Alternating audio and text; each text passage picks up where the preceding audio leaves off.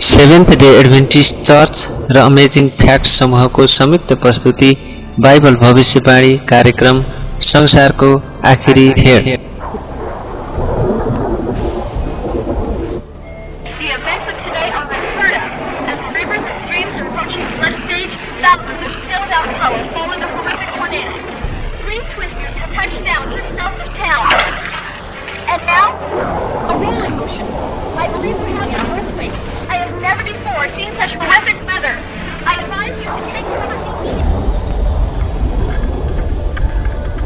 यस कार्यक्रम मार्फत तपाईहरुलाई पृथ्वीका आखिरी दिनहरुमा के कस्ता संकटहरु आइपर्छन् भन्ने विषयमा जानकारी हुनेछ। जस्तै आखिरी दिनहरुका संकटहरु, येशू ख्रीष्टको दोस्रो आगमन, आउने 1000 वर्षको समय, पापको अन्त्य जस्ता अनेकौं विषयमा रहेका तीता-मीठा सत्यहरु थाहा पाउन सक्नुहुनेछ। साथै पृथ्वीका आखिरी दिनहरुमा के कस्ता कष्टपूर्ण घटनाहरू हुन्छन् र त्यसबाट हामीहरू कसरी सतर्क रहन सक्छौं भन्ने कुराको पनि जानकारी हुनेछ। कार्यक्रम निर्माण गर्ने अमेरिकन पास्टर डग बेचलर र नेपालीमा अनुवाद गर्न सहयोग गर्नुहुने पास्टर उमेश कुमार पोखरेल, एल्डर भाजुराम श्रेष्ठ र नेपालीमा मिठो आवाज दिएर सहयोग गर्नुहुने सन्दीप कुमार शाहप्रति विशेष धन्यवाद दिँदै स्वीकार्नुहोस् तपाईहरुलाई जानकारी हुनै पर्ने कार्यक्रम बाइबल भविष्यवाणी संसारको आखिरी खेड। बाइबलमा रहेका भविष्यवाणीका पुस्तकहरू धेरै समयदेखि गुप्त रहेका छन्। प्राचीन लेखहरू, रहस्यमय संख्याहरू, प्रतिनिधि तस्बिरहरू, छिटै हुन आउने घटनाका भविष्य सूचक कुराहरूले भरिपूर्ण छन्। के यिनले भनेका कुराहरू बुझ्न सम्भव छन्? पशुको चिन्ह भनेको के हो? के यो केही मानिसहरूले भने चाहिँ छालाभित्र गाडिएको एउटा कम्प्युटर चिप हो वा केही कुरा त्यो भन्दा पनि गम्भीर? अनि ख्रीष्ट विरोधी भनेको चाहिँ के हो नि? के परमेश्वरको यो शैतानिक शत्रुले आफ्नो उपस्थिति जनाइसकेको छ या यो अझै पनि अन्धकारमा लुकेको छ? के कुनै आतंककारी गतिविधिले संसारको अन्त्यलाई सुरुवात गर्नेछ? के हामी निर्णायक युद्ध र 7 विपत्तिहरूको सामना गर्नुपर्नेछ? परमप्रभुको आगमनमा पछि नपर्नको लागि हामीले के गर्नुपर्नेछ त? के हामी अन्तिम दिनलाई पहिचान गर्न सक्छौं र त्यसबाट केही आशा गर्न सक्छौं? बाइबलले अन्तिम दिनका घटनाहरूको विषयमा भने अनुसार अब हामी के अनुभव गर्न गइरहेका छौं त? मसँग आउनुहोस् जहाँ हामी अन्तिम समय सम्बन्धी रहेका बाइबलका भविष्यवाणीका तथ्यहरू उजागर गर्नेछौं।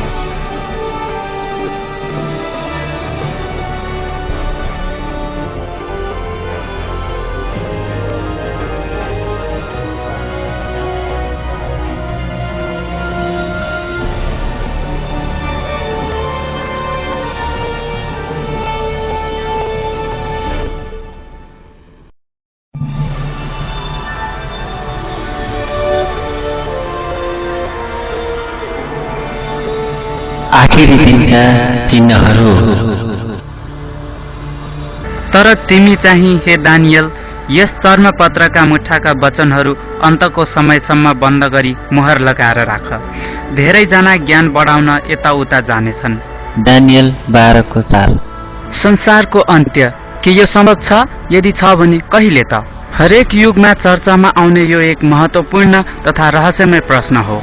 अगमवक्ता दानियलले स्पष्ट रूपमा भविष्यवाणी गरेका छन् कि संसार अन्त्य हुनुभन्दा ठिक अघि हामीले ज्ञानमा नाटकीय वृद्धि भएको देख्नेछौँ। र यसो हुनका लागि एकछिनको लागि सोच्नुहोस्, यो छोटो समयमा कसरी सवारी साधनमा नाटकीय परिवर्तन आएको छ। 16औं शताब्दीसम्म पनि मानिसहरू एक तीव्र हिँड्न सक्ने घोडाभन्दा छिटो यात्रा गर्न सक्दैनथे।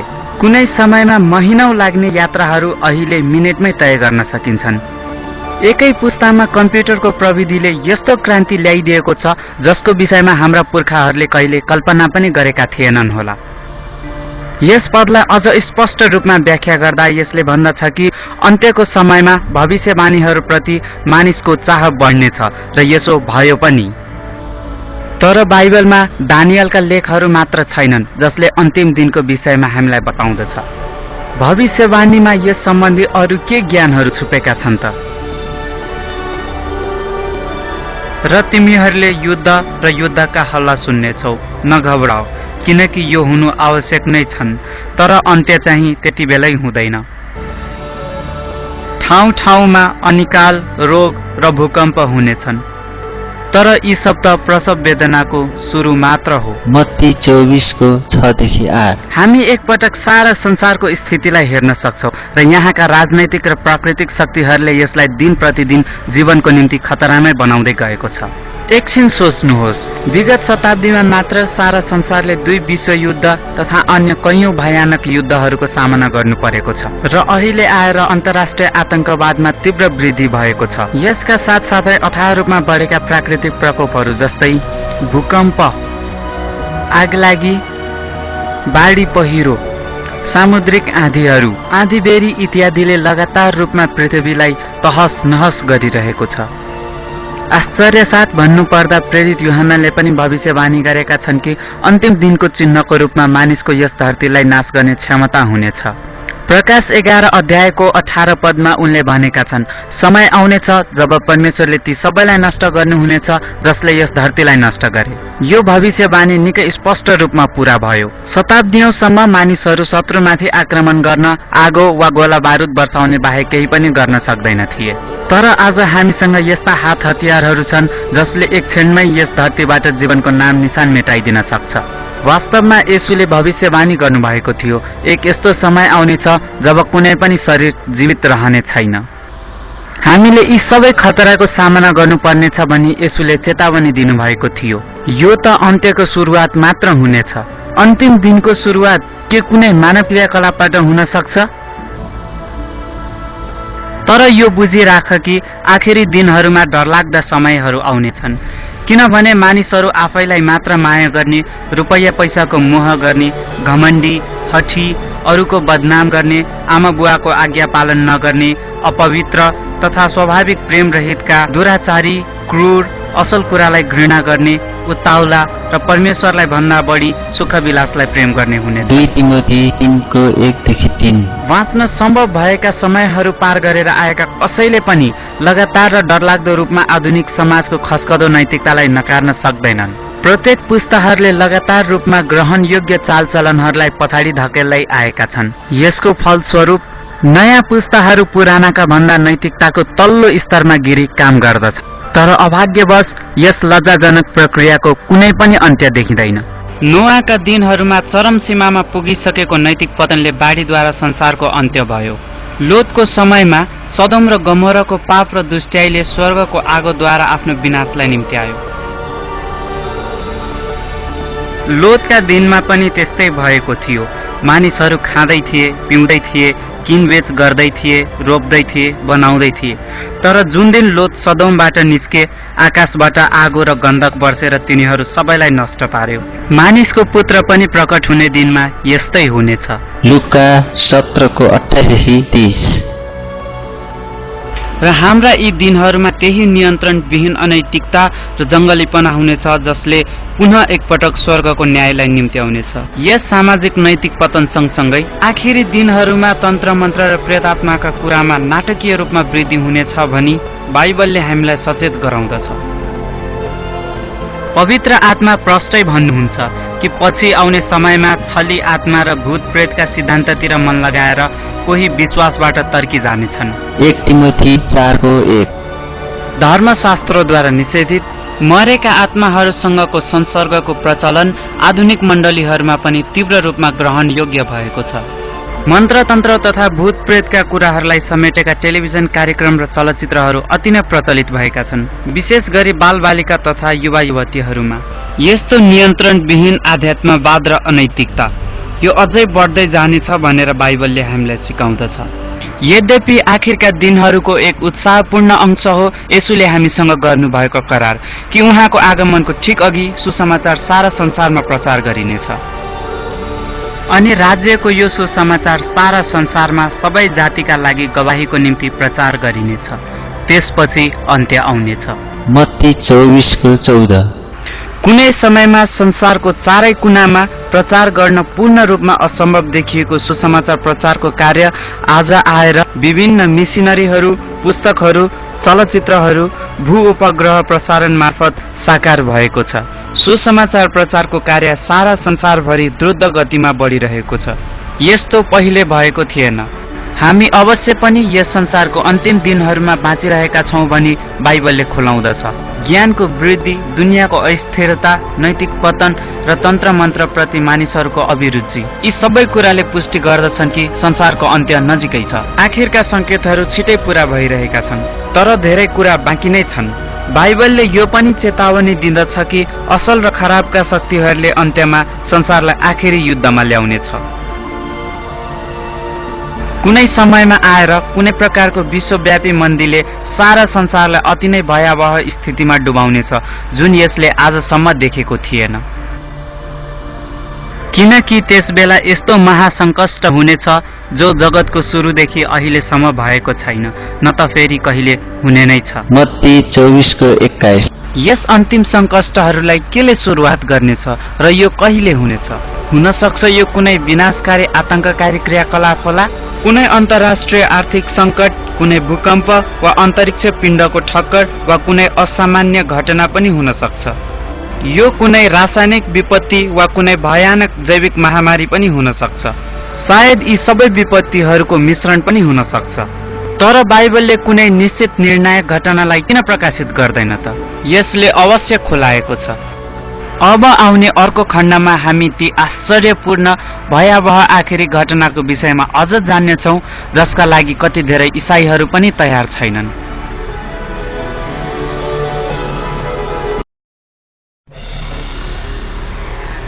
संसारभर प्रचारित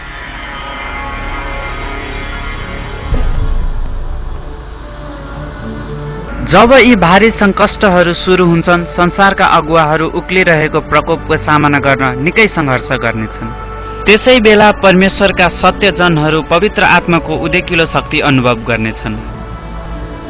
यसपछि ठूला अधिकार भएका एक अर्का स्वर्गदूत स्वर्गबाट तल आइरहेको मैले देखेँ।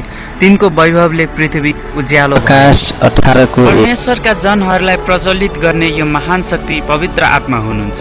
पवित्र संगतिमा तिनीहरूले मण्डलीमा सुधार ल्याउन र हराएकाहरूलाई ख्रिस्टमा ल्याउन परमेश्वरले गर्नुभएको पुकाराको गवाही दिनेछन्। तिनीहरू परमेश्वरको वचनमा दृढ रहनेछन् र सबैलाई आफ्ना पापको पश्चाताप गर्न र परमेश्वरको आज्ञालाई मान्न प्रेरित गर्नेछन्। तब संसारमाथि पुनर्जागरणको वातावरण फैलिनेछ र पवित्र आत्माले इमान्दारीपूर्वक अगुवाहरूलाई मुक्तिको निम्ति कार्य गर्न बाध्य तुल्याउनु हुनेछ। जब पवित्र आत्माका कार्यहरू बढी क्रियाशील हुनेछन्, त्यसै बेला विद्रोही सङ्केतहरू पनि झन तेज हुनेछन्। कुनै भ्रामक शैतानको दूत धेरैजना कहाँ उनीहरूका मरेका आफन्त बनेर प्रकट हुनेछ। तिनीहरूले शान्तिका कुरा बोल्नेछन्, तर तिनीहरूका सिद्धान्तमा भने खतरा र भ्रामक कुराहरू मात्र रहनेछन्। तिनीहरूका बारेमा बाइबलले यस्तो चेतावनी दिन्छ, किनभने तिनीहरू आश्चर्य कर्म गर्ने दुष्ट आत्माहरू हुन्। प्रकाश 16:14। तपाईले कल्पना गर्न सक्नुहुन्छ, यी अलौकिक सङ्केतहरूले मानिसमा ठूलो प्रभाव पार्नेछ र थोरैले मात्र यिनीहरूका विरुद्धमा बोल्ने चाह गर्नेछन्। यस कार्यपछि धेरै परिवार तथा मण्डलीहरू बढ्दो विश्वव्यापी दुष्ट्याइलाई रोक्न असमर्थ हुनेछन्। यी राजनैतिक, नैतिक र वातावरणीय सङ्कष्टहरूका बीचमा चिन्तित भई मानिसहरू यस विश्वव्यापी अनैतिकताको छाललाई रोक्न कुनै प्रभावकारी उपाय खोज्न थाल्नेछन्। भ्रामक कुराहरूदेखि अभिप्रेरित धार्मिक तथा राजनैतिक नेताहरूले परमेश्वरका सिद्धान्त र शान्तिलाई नष्ट गर्नको निम्ति विभिन्न कडा कानुनी प्रक्रियाको माग गर्नेछन्। भ्रममा परेका यस्ता मानिसहरूको परिणाम स्वरूप सरकारले यस्ता ऐनहरू पारित गर्नेछन् जसले प्रत्यक्ष रूपमा परमेश्वरको आज्ञामा खलल पुर्याउनेछ। तर यस्तो घटना भएको इतिहासमा यो पहिलो पटक होइन। प्राय हामी सबैसँग परिचित रहेको दानियल 3 अध्यायको कथालाई हामी हेर्न सक्छौं। जब बेबिलोनका राजा नबुकदनेसरले आफ्ना सबै अधिकारीहरूलाई त्यो विशाल सुनौलो मूर्तिको सामु झुकेर त्यसको पूजा गर्न लगाएका थिए, उनले यसै गरे। यद्यपि ती 3 युवा हिब्रूहरूलाई थाहा थियो कि यो आज्ञा परमेश्वरको दोस्रो आज्ञाको ठिक विपरीत थियो, जसमा मूर्ति पूजा नगर्नु भनिएको छ। तिनीहरू परमेश्वरमा विश्वस्त रही मूर्तिको सामु झुक्न इन्कार गरे। राजा तिनीहरूदेखि क्रोधित भई तिनीहरूलाई आगोको भट्टीमा फ्याँक्न आदेश दिए, तर परमेश्वरले तिनीहरूलाई बचाउनु भयो। र अन्त्यमा दानियललाई सिंहको खोरमा फालिएको कथामा तपाईँले पाउनुहुनेछ कि पर्सियाका राजाले एक नियम पारित गरे, जसमा सबैजनाले कुनै परमेश्वरलाई होइन तर 30 दिनसम्म आफैलाई पुजुन्। तर दानियललाई थाहा थियो कि यो आज्ञा मान्नु भनेको परमेश्वरको पहिलो आज्ञाको खण्डन गर्नु हो। यसकारण ज्यानको खतरा भए पनि दानियलले आफ्नै रीति अनुसार परमेश्वरको आराधना गरि नै रहे।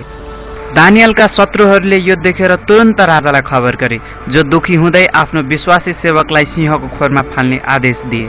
तर पुनः एकपटक परमेश्वरको शक्ति प्रदर्शित भयो। आश्चर्य गरी उहाँले दानियललाई बचाउनु भयो। अन्तिम दिनमा पनि प्रकाशको पुस्तकले भविष्यवाणी गरे अनुसार शैतानिक शक्तिले परमेश्वरको आराधना कसरी गर्ने भनी सरकारलाई विभिन्न प्रकारका ऐनहरू पारित गर्न बाध्य तुल्याउनेछ। यी नियमहरूले नैतिकतालाई सुधार गरेको देखाए तापनि वास्तवमा यिनीहरूले संसारलाई शैतानको छाप वा ख्रिस्ट विरोधीको छाप स्वीकार गर्न तयार गर्नेछ। किनकि झुठा ख्रिस्ट र झुठा अगमवक्ताहरू खडा हुनेछन् र हुन सके चुनिएकाहरूलाई पनि भड्काउनलाई ठूला ठूला चिन्हहरू र आश्चर्य कर्महरू गर्नेछन्। उक्लदो मन्दीको यो समयमा जब सारा संसार चिन्ताग्रस्त भई समस्याको समाधान खोजिरहेका हुन्छन् र यिनका निवारणहरू खोजिरहेका हुन्छन्, त्यसै बेला विभिन्न प्रकारका सहायताहरू अचम्म रूपमा देखा पर्छन्। विभिन्न स्थानहरूमा येशू आउँदै हुनुहुन्छ, येशू आइसक्नुभयो भनी हल्ला चल्नेछ। त्यसै बेला कोही वस्तु आफूलाई परमेश्वरको पुत्र हुँ भनी दाबी गर्दै आउनेछ। धेरै समाचारकर्मीले यो अलौकिक वस्तुले विभिन्न आश्चर्य कर्म गरेको हेर्न जानेछन्। येशूले धर्मशास्त्रमा बोल्नुभएका कुराहरू त्यसले दोहोर्याउँदै गरेको तिनीहरूले सुन्नेछन्। यो घटना टेलिभिजनहरू मार्फत प्रसारित हुनेछ र लाखौं मानिसहरूले भ्रामक रूपमा पत्याउनेछन् कि धर्मशास्त्रमा लेखिएको सबै आँखाहरूले उहाँलाई देख्नेछन् भन्ने भविष्यवाणी पूरा भयो। धेरै धर्महरूले निकै उत्सुकतापूर्वक आउनेवाला मुक्तिदाताको आशा गरिरहेका छन् र यो चहकिलो वस्तु उनीहरूको प्रार्थनाको उत्तर भएको देखिनेछ। तर बाइबलले हामीलाई दोस्रो कोरिन्थीमा चेतावनी दिएको छ कि शैतानले आफूलाई ज्योतिको दूतको रूपमा पनि परिवर्तन गर्न सक्छ। अफसोसको कुरो त्यो येशू होइन जसलाई मानिसहरूले आफ्ना खुला हृदयले स्वागत गर्नेछन्, तर त्यो शैतान हो जसले परमेश्वरको पुत्रको रूप धारण गरेको हुन्छ। यसो गरेर शैतानले संसारका मानिसहरूलाई एकत्रित गर्न सक्षम हुन्छ र आफ्नो आराधनाको भ्रामक प्रक्रियालाई मजबुत बनाउनेछ। यसरी शैतानले मानवमाथि अहिलेसम्म गरेको छल मध्येको सबैभन्दा ठूलो छल गर्नेछ।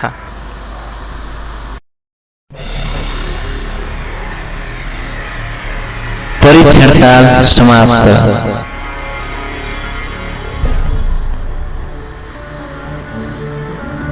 शैतानको छल संसारको एक प्रभावकारी अभिप्रेरित गर्ने शक्ति सिद्ध भएको छ। धेरै धार्मिक अगुवाहरूले यसका ठुल्ठुला भ्रामक कुरा र यसको झुटो आराधनाको विधिलाई स्वीकार गर्नेछ। जसै विश्वव्यापी आपत्तिहरू तेज हुँदै जान्छन्, तब मण्डलीका अगुवाहरू यस छली मसीहाको कपटपूर्ण सिद्धान्तलाई अँगाल्नमा अब समय गुमाउन सकिन्न भनेर विश्वास गर्छन्। परमेश्वरका आज्ञा पालन गर्ने र येशूमाथि विश्वास राख्ने सन्तहरूको धैर्य धारण यसैमा छ। प्रकाश 14:12। तर सबैजना भ्रमित हुँदैनन्। केहीले विचार गर्नेछन् कि बाइबलले पहिले नै यस आश्चर्यपूर्ण छलको विषयमा सचेत गराइसकेको छ र मानिसहरूलाई परमेश्वरको आज्ञाबाट टाढा लैजानु यस झुटो मसीहाको उद्देश्य हो भनी तिनीहरूलाई थाहा हुनेछ। तर यसो भएको यो पहिलो पटक होइन। जब उजाड स्थानमा येशूको परीक्षा लिइयो, त्यसबेला पनि शैतान परमेश्वरको महिमित दूतको भेषमा उहाँको सामु प्रकट भएको थियो। तर परमेश्वरको वचनप्रति अनाज्ञाकारी हुन भनेर शैतानले आफ्नो असल परिचय देखायो।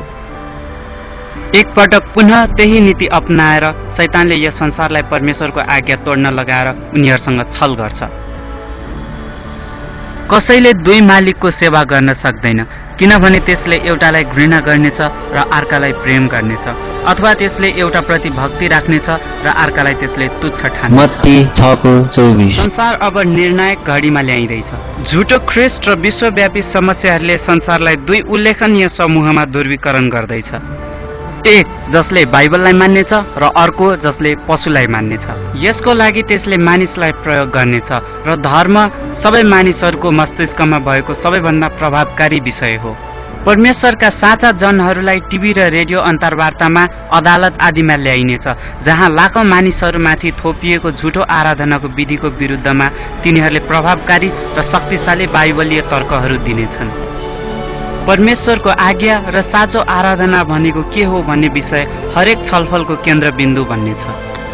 पवित्र आत्माद्वारा प्रमाणित र बाइबलीय तर्कहरूद्वारा अभिप्रेरित भई संसारका हजारौं मानिसहरू आफ्ना जीवन र मण्डलीबाट फर्कनेछन् र अलोकप्रिय तर ख्रीष्टको साँचो जनसँग सहमत हुनेछन् र त्यसमै दृढ रहनेछन्। एउटा प्रश्न, हामी परमेश्वरप्रति आज्ञाकारी हुने कि मानिसप्रति, सर्वमान्य रीतिरिवाजप्रति कि धर्मशास्त्रप्रति भन्ने कुराले सारा विश्वलाई एक वा दुई समूहमा बाँड्नेछ। एकातिर ती मानिसहरू हुनेछन् जसले परमेश्वरको छाप पाउनेछन् भने अर्कोतिर ती मानिसहरू हुनेछन् जसले पशु को छाप पाउनेछन्। दुष्ट काम गर्नेले दुष्ट काम गरिरहोस्, अश्लील काम गर्नेले अश्लील काम गरिरहोस्, धर्मात्माले धार्मिक काम गरिरहोस्, तर पवित्र जन चाहिँ पवित्र नै भइरहोस्। प्रकाश 22:11। प्रकाशको यो पदले त्यो घटनाको विषयमा अगमवाणी गर्दछ जब सारा पुरुष, स्त्री, बालबालिकाहरूले आफ्नो अन्तिम निर्णय ख्रीष्टको पक्ष वा विपक्षमा गर्नेछ। परमेश्वरका पक्षमा ती हुनेछन् जो प्रतिरोधको बावजुद पनि इमानदारीपूर्वक ख्रीष्टमा दृढ रहन्छन् भने अर्कोतिर ती हुनेछन् जसले मानिसहरूका रीतिरिवाजलाई अँगाल्नेछन्। जसरी नोआको जहाजको ढोका ठिक बाढी अघि बन्द गरियो त्यसरी नै दयाको द्वार पनि आखिरमा संसारको निम्ति बन्द हुनेछ र हराएकाहरूका निम्ति परमेश्वरको अनुग्रह अब रहने छैन। ख्रीष्टको दोस्रो आगमन ध्रुव सत्य छ, तर पहिले यो संसारले यस्तो हृदय विदारक विपत्तिहरूको अनुभव गर्नेछन् जुन यसअघि मानव जातिमा कहिल्यै परेको थिएन। तब मन्दिरबाट आएको एउटा चर्को स्वरले 7 स्वर्गदूतहरूलाई यसो भनिरहेको मैले सुने, तिमीहरू जाओ र परमेश्वरका क्रोधका 7 कचौराहरू पृथ्वीमाथि खन्याओ। तब पहिलो स्वर्गदूतले गएर आफ्नो कचौरो पृथ्वीमाथि खन्याए र त्यसले गर्दा त्यस पशुको छाप हुने र त्यसको मूर्तिलाई पुज्ने मानिसहरूलाई घिन लाग्दा घाउ खटिरहने। सबै कुरा ठिक हुन्छ भन्ने आशा तबदेखि नष्ट हुनेछ जब प्रकाशका 7 विपत्तिहरू एकपछि अर्को गरी द्रुत गतिमा पर्न थाल्नेछन्। यी यति दुःखद हुनेछन् जुन आजभन्दा पहिले मानिसले न कहिले देखेको थियो न देख्ने नै छ। पहिलो विपत्तिको रूपमा एकदमै पीडादायी घिनलाग्दो खटिराको विपत्ति पर्नेछ जसले हराएकाहरूलाई अति नै दुःख दिनेछ। त्यसको तुरुन्त पछि नै 6वटा थप विपत्तिहरू पर्नेछन्। समुद्र र नदीको पानी रगतमा परिणत हुनेछ। आफ्नो तापले सबै कुरालाई ध्वस्त पार्न सूर्यलाई शक्ति दिइनेछ। जब एकपछि अर्को गरी विपत्तिहरू आइलाग्नेछन् तब त्रसित मानिसहरूमाथि आतंकहरू बर्सनेछन्। यस समयमा बचाइएका केही मानिसहरूले उजाड तथा दुर्लभ स्थानहरूमा शरण स्थान पाउनेछन् जहाँ उनीहरूले परमेश्वरका स्वर्गदूतको पहरा पाउनेछन्, तर अरू चाहिँ एकान्तमा विलाप गर्नेछन्। तिनीहरूका पाप मानिसबाट बिर्सिए तापनि परमेश्वरबाट बिर्सिइने छैनन्। परमेश्वरका विश्वासी जनहरू भने त्यसरी नै ती विपत्तिहरूबाट बचाइनेछन् जसरी मिश्रमा परेका विपत्तिहरूबाट इजरायलीहरू बचाइएका थिए। अब ती विश्वासीहरू जो यस्तो भयावह समयबाट गुज्रेका थिए तिनीहरूका मस्तिष्कमा एउटा प्रश्न आउनेछ, के हामी परमेश्वरमा ठिक छौँ त? आखिरमा परमेश्वरका प्रतिज्ञाहरूमा विश्वास गरेर उनीहरूले आफ्नो मनमा शान्ति पाउनेछन्। तब त्यो अजिङ्गर त्यस स्त्रीसँग क्रोधित भयो र त्यसका बाँकी सन्तानहरूसँग युद्ध गर्न गयो जुनहरूले परमेश्वरका आज्ञाहरू पालन गर्दछन् र येशूको गवाही दिँदछन्। प्रकाश 12:17। झुठो ख्रीष्टद्वारा अभिप्रेरित आतंकित मानिसहरूले विश्वास गर्नेछन् कि यी पीडादायी विपत्तिहरूबाट बच्ने एकमात्र उपाय भनेको उनीहरूका विरोधमा रहेकालाई समाप्त गर्नु हो। त्यसकारण ती मानिसहरूलाई खोजेर एकै दिनमा नष्ट गर्न निर्णय गरिनेछ जो दरो गरी वचनमा स्थिर रहन्छन्। र यसरी आत्मिक युद्ध मैदानमा ख्रीष्टलाई प्रेम गर्ने र उहाँका आज्ञा मान्नेहरूका विरुद्धमा मानिसको विधि र शैतानको आराधना गर्नेहरू उठ्नेछन्। यो अन्तिम निर्णायक युद्ध हुनेछ। यो दुष्ट संसारले आखिरमा परमेश्वरको धैर्यताको चरम सीमालाई पार गर्नेछ र अब त्यो समय हुनेछ जब परमेश्वर आउनुहुनेछ र आफ्ना विश्वासी जनहरूलाई बचाउनुहुनेछ।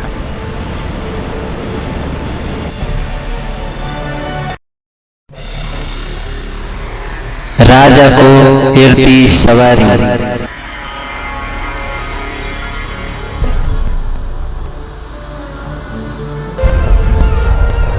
र मध्यरातमा हेर दुल्हा उनलाई भेट्न आओ भन्ने आवाज मती 25 को छ।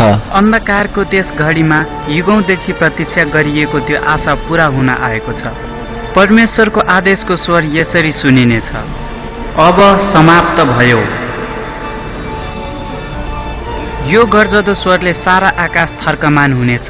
त्यसपछि एउटा ठूलो भूकम्प जानेछ जसले स्वर्गीय परमेश्वरको आगमनलाई संकेत गर्नेछ।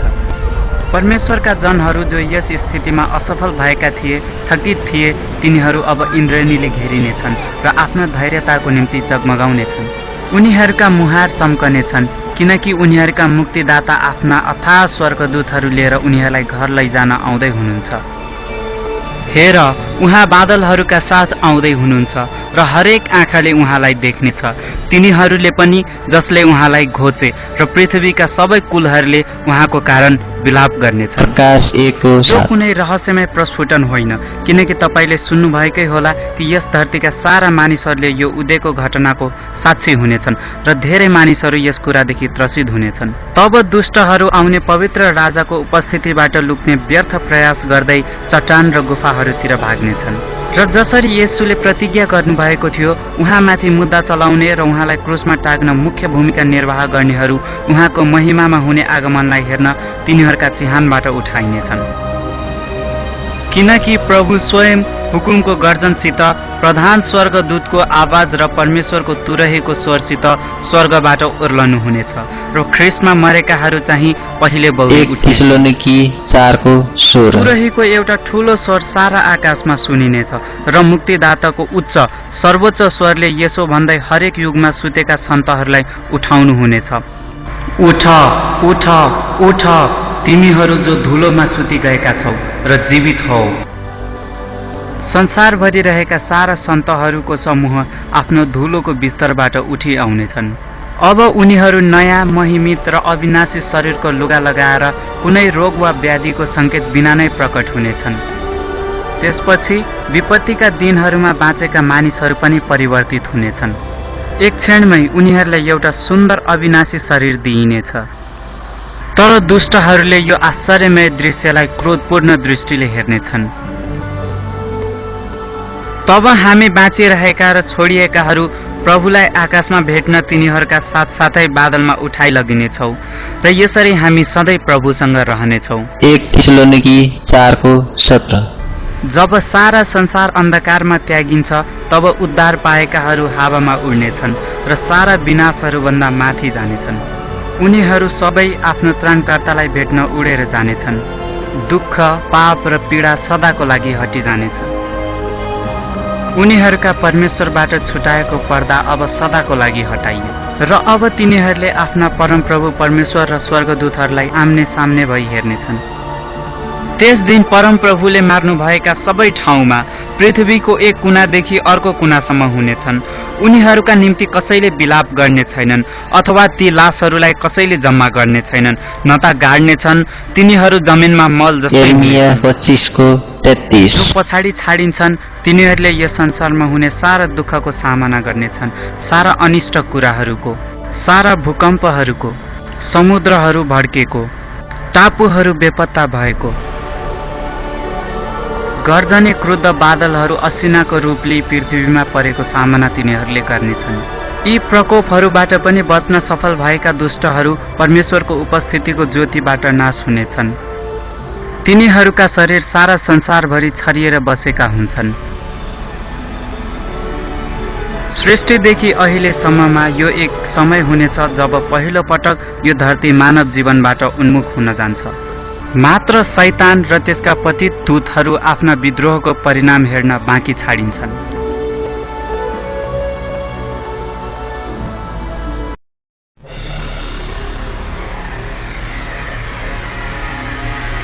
हजार वर्षको समय।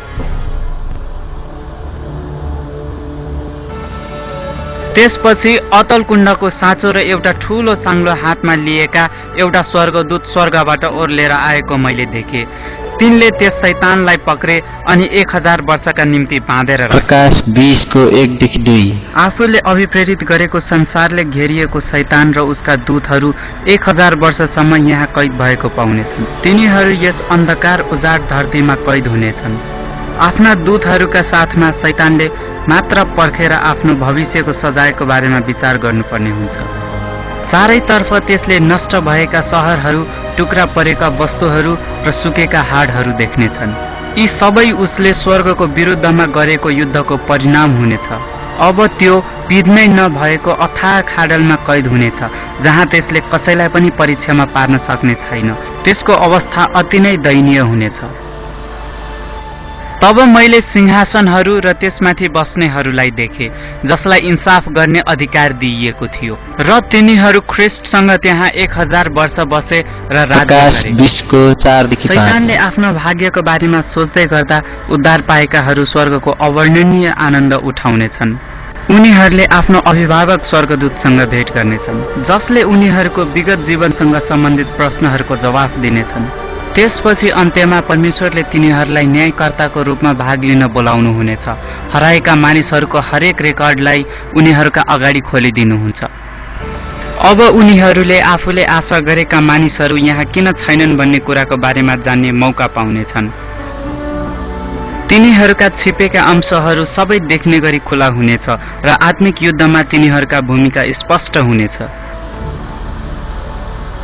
पतित दूतहरूका कार्य र हत्या पनि स्पष्ट रूपमा देखिनेछन्। परमेश्वरको खुल्ला र पारदर्शी चरित्र यस मामिलामा उल्लेखनीय छ। जसरी पावलले पहिलो कोरिन्थी 6:2 भनेका छन्, बाँचेकाहरू चाहिँ हराएको न्यायमा सहभागी हुनेछन्।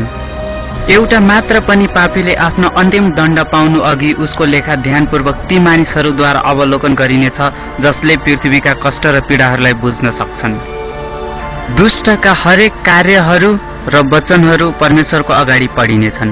तिनीहरूको न्याय दुःखदपूर्ण हुनेछ र तिनीहरूले आफ्ना तोकिएका दण्ड स्वीकार गर्नेछन्। अन्त्यमा 1000 वर्षको समाप्तिमा येशू र उद्धार पाएकाहरू पृथ्वीमा फर्कन तयारी गर्नेछन्। अब शैतान र त्यसका दूतहरू र हराएकाहरूका लागि तिनीहरूका करतुतको परिणाम भोग्ने समय आएको छ। विनम्र भइरहनेहरूले छिटै नै धरतीमा राज गर्नेछन्, तर परमेश्वरले आफ्नो अन्तिम चरणको न्यायलाई कार्यान्वयन गर्नुपर्ने हुन्छ र सारा जगतलाई सम्झाउनु पर्ने हुन्छ।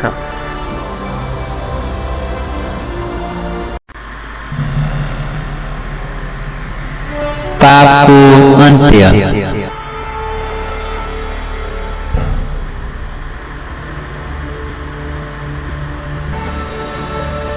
अनि मैले परमेश्वरबाट दुलहाको निम्ति दुलही जस्तै गरी सिंगारिएर तयार पारी राखेकी अर्थात् पवित्र सहर नयाँ यरुसलेम स्वर्गबाट तलतिर झरिरहेको देखे। प्रकाश 21:2।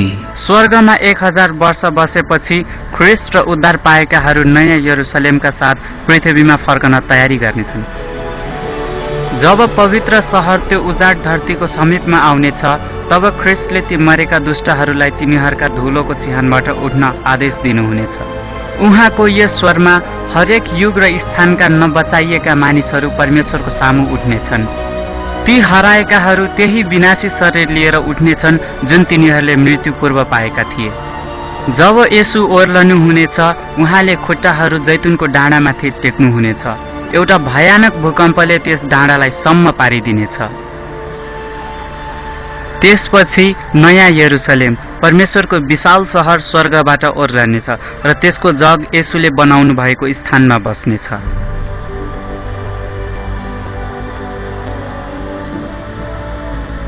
जब 1000 वर्ष बित्नेछ, शैतान आफ्नो कैदबाट छोडिनेछ। त्यो विभिन्न देशमा गई मानिसहरूलाई बहकाउनेछ र तिनीहरूलाई युद्धको निम्ति भेला गर्नेछ। प्रकाश 20:7। आश्चर्यपूर्ण रीतिले शैतानले फेरि पनि छल गर्नको लागि आफ्नो शक्ति अन्तिम पटक प्रयोग गर्नेछ। त्यसले तिनीहरूलाई त्यो स्वर्गीय सहर बलपूर्वक खोज्न अभिप्रेरित गर्नेछ। विभिन्न समयमा रहेका जर्नल र सेनाहरूले सामूहिक रूपमा आफ्नो सिपहरू यस कार्यको निम्ति प्रयोग गर्नेछन्। यस कार्यद्वारा ती हराएकाहरूका हृदय अझै पनि परिवर्तन भएको छैन भनी देखाउनेछ। तिनीहरूले बलपूर्वक त्यस सहरमाथि कब्जा गर्न आफूले सक्ने हरेक प्रयासहरू गर्नेछन्। थोरै मात्र तिनीहरूले विचार गर्नेछन् कि तिनीहरूका असल जीवन समाप्त भइसकेको छ र त्यसबेलासम्म न्याय आइसकेको हुन्छ। अनि मैले सबै मरेका ठूला र सानाहरू परमेश्वरको सामु उभिरहेको देखे। पुस्तकहरू पनि खोलिएका थिए र मृतकहरूका चाहिँ जीवनको पुस्तकमा लेखिएको मुताबिक न्याय भयो। प्रकाश 20:12। तब अचानक सहरमाथि परमेश्वर आफ्नो महिमित स्वरूपमा प्रकट हुनुहुनेछ। शैतानका हरेक दुर्बल कार्यहरू र योजनाहरू तुरुन्तै समाप्त भएर जानेछन्। जब तिनीहरूले परमेश्वरको मुहार हेर्नेछन् तब तिनीहरू पीडादायी रूपमा आफूले गरेका हरेक आफ्ना पापहरूप्रति जागरुक हुनेछन्। तिनीहरू प्रत्येक ती अवस्थाहरू सम्झनेछन् जब तिनीहरूले आफ्नो आत्माको आवाजलाई दबाएका थिए, जब तिनीहरू पवित्र आत्माको पुकाराबाट तर्केका थिए। केही मानिसले त के विश्वास गरेका थिए कि तिनीहरूले आफ्ना सबै हत्या अपराधका पापहरू सबैबाट सफलतापूर्वक लुकाएका छन्। तब तिनीहरूले पहिलो पटक लुका 12मा येशूले भन्नुभएका कुराहरू सम्झनेछन्, किनभने कुनै पनि कुरा ढाकिएको छैन जुन उजागर हुँदैन, कुनै पनि कुरा लुकेको छैन जुन जानिँदैन। जब तिनीहरूले आफ्ना जीवनका दृश्यहरू तिनीहरूकै सामु प्रकट भएको देख्नेछन् तब प्रत्येक आत्माले बुझ्नेछन् कि तिनीहरू आफ्नै इच्छाले गर्दा मुक्तिलाई गुमाएका छन्। दुःखका साथ भन्नुपर्दा पवित्र सहरभित्र रहेका शान्ति र खुसी तिनीहरूका कहिले हुन सक्दैनन्। तिनीहरूलाई नष्ट गर्नबाट जोगाउने कुराको आशाविहीन भावनाहरू शब्दमा व्याख्या गर्न सकिनन्। परमेश्वरले विद्रोहीहरूलाई निर्धारण गर्नुभएको न्याय तिनीहरूले नकार्न सक्दैनन्। एकै आवाजमा तिनीहरू चिच्याउनेछन्, तपाईका न्याय असल छन्, अनि तिनीहरूले जीवनको राजकुमारलाई आराधना गर्नेछन्।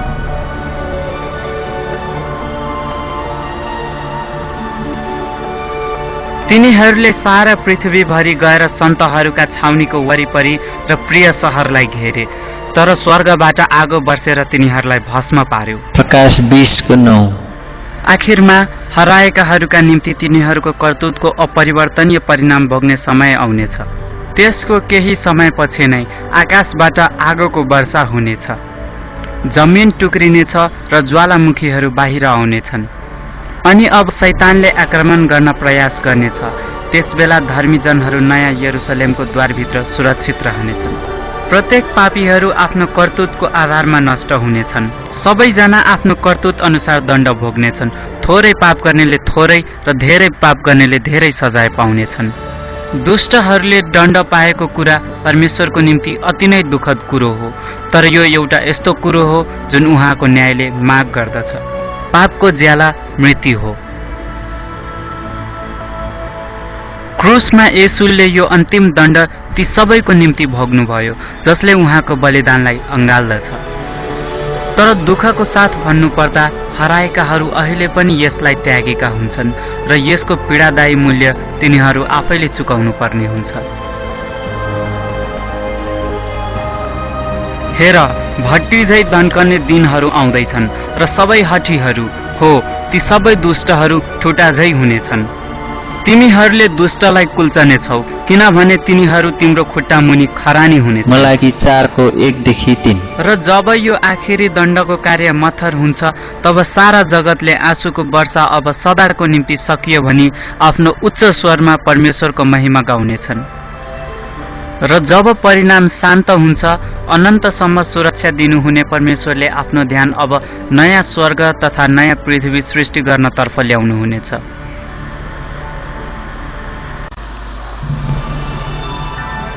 नयाँ पृथ्वी।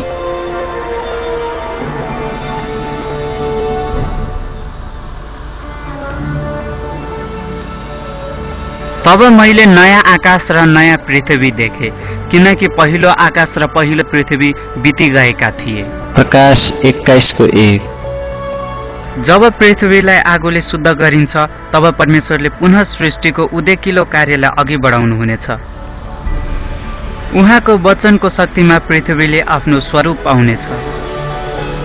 उहाँ बोल्नुहुनेछ र नष्ट भएका प्रत्येक वनस्पतिले फेरि पनि सारा पृथ्वी भरिनेछ। उहाँको आज्ञामा जमिन र पानी पुनः जीवनले भरिनेछ।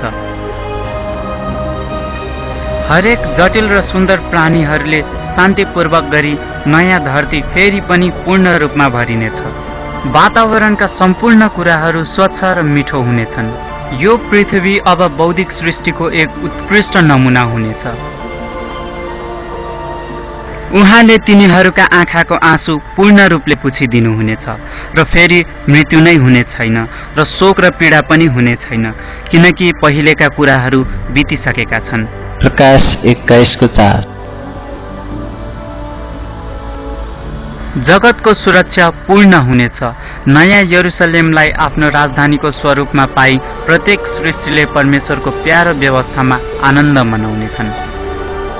अनन्तको विनाशबाट बचेकाहरूले सृष्टिकर्तासँग एउटा विशेष सम्बन्ध स्थापित गर्नेछ, जुन अरू कुनै पनि सृष्टिले गर्न सकेका हुँदैनन्। जगतबाट सारा पाप र पापीको नाम निशान मेटिसक्छ। यद्यपि ती विद्रोहीहरूको एउटा चिन्ह भने अझै पनि बाँकी रहन्छ। त्यो हो उहाँको हात, पाउ र कोखाको घाउ। जब जब ती स्वर्गीय दिनहरूपछि अनन्तका दिनहरू बित्दै जानेछन्, सबै दुःख र पीडादायी स्मरणहरू स्वर्गीय महिमामा हराउँदै जानेछन्। सीमित आयुको बन्देजभित्र अब नरहने परमेश्वरका अविनाशी जनहरू अब आफ्ना उच्चतम उद्देश्यहरू पूरा गर्न सक्नेछन्। असीम शिक्षाहरूले मस्तिष्कलाई जुर्मुराउनेछ। पृथ्वीमा मात्र सीमित नरहेका उद्धार पाएका परमेश्वरका जनहरू अब स्वतन्त्र रूपमा परमेश्वरको उदेकिलो जगतमा घुम्न र खोजी गर्न सक्नेछन्। स्वर्ग एउटा सिद्ध शान्ति र मिलापको स्थान हो, जहाँ परमेश्वर र अरूको निम्ति प्रेमले हृदय भरिनेछ। बाइबलले प्रतिज्ञा गर्दछ कि यो आउनेवाला राज्य तपाईको अनन्तको वासस्थान हुन सक्छ। तपाईलाई क्षमा र पापबाट विजय दिन येशू क्रुसमा बलिदान हुनुभयो। अरू कुरा भन्दा पनि येशू चाहनुहुन्छ कि तपाईँ उहाँको नयाँ पृथ्वीमा रहनुहोस्। उहाँ तपाईलाई बचाउनको निम्ति एकदमै चिन्तित हुनुहुन्छ, तर तपाईलाई जबरजस्ती गर्नुहुन्न। के तपाईँ आजै उहाँलाई रोज्नुहुन्न? पुकार्नुहोस्, उहाँ तपाईको हृदयमा आउनुहुनेछ।